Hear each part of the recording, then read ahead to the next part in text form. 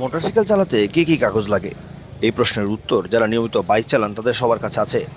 কিন্তু এখনো নতুন অনেক বাইকার রয়েছেন যাদের মনে এই সংক্রান্ত অনেক প্রশ্ন রয়েছে। আর লার্নার দিয়ে কি বাইক চালানো যায়? এরকম অনেক প্রশ্নের উত্তর আজকের ভিডিওতে দেওয়ার চেষ্টা করব। প্রথমে চলুন জানা যাক মোটরসাইকেল চালাতে কি কি কাগজ লাগে। প্রথমেই লাগে ড্রাইভিং লাইসেন্স।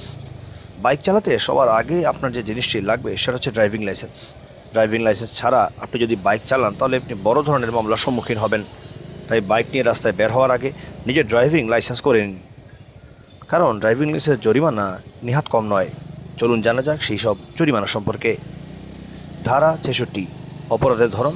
ড্রাইভিং লাইসেন্স ছাড়া মোটরযান ও গণপরিবহন চালানো বিধিনিষেধ সংক্রান্ত ধারা ৪ এবং ৫ এর বিধান লঙ্ঘন করলে আপনার শাস্তি হতে পারে অনধিক ২৫,০০০ টাকা জরিমানা অথবা অনধিক ৬ মাসের জেল। এখন চলুন জানা যাক লার্নার দিয়ে বাইক চালানো যায় কিনা। এর উত্তর হচ্ছে লার্নার দিয়ে বাইক চালানো যায় না। আপনি যদি লার্নার দিয়ে বাইক চালান এবং পুলিশ আপনাকে আটক করে, সেক্ষেত্রে আপনি মামলার সম্মুখীন হবেন।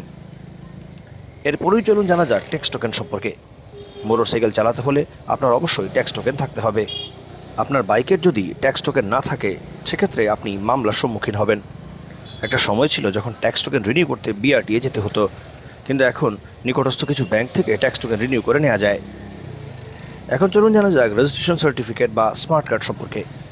বাইক চালাতে হলে অবশ্যই বাইকের রেজিস্ট্রেশন সার্টিফিকেট থাকতে হবে। অনেকেই আছেন যারা মনে করেন ব্যাংক জমা স্লিপ দিয়ে বাইক চালানো যায়, কিন্তু এমনটা নয়।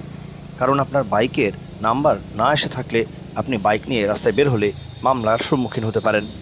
পুলিশ যদি চায় তাহলে আপনার বাইকটি জব্দ করতে পারে। তাই অনটেস্ট লেখা অথবা ব্যাংক জমা স্লিপ নিয়ে রাস্তায় বের না হওয়াটাই উত্তম। এখন চলুন জানা যাক বাইকের ইন্স্যুরেন্সের ব্যাপারে। একটা সময় বাইকের ইন্স্যুরেন্সের প্রয়োজন হতো, কিন্তু বর্তমান সময়ে বাইক চালাতে হলে বাইকের ইন্স্যুরেন্সের দরকার হয় না। তাই ইন্স্যুরেন্সের জন্য আপনি এখন কোনো মামলার সম্মুখীন হবেন না। একটা জিনিস সবসময় খেয়াল রাখতে হবে, বাইকের কাগজগুলো শুধু সাথে রাখলেই চলবে না, সবসময় আপডেট রাখতে হবে।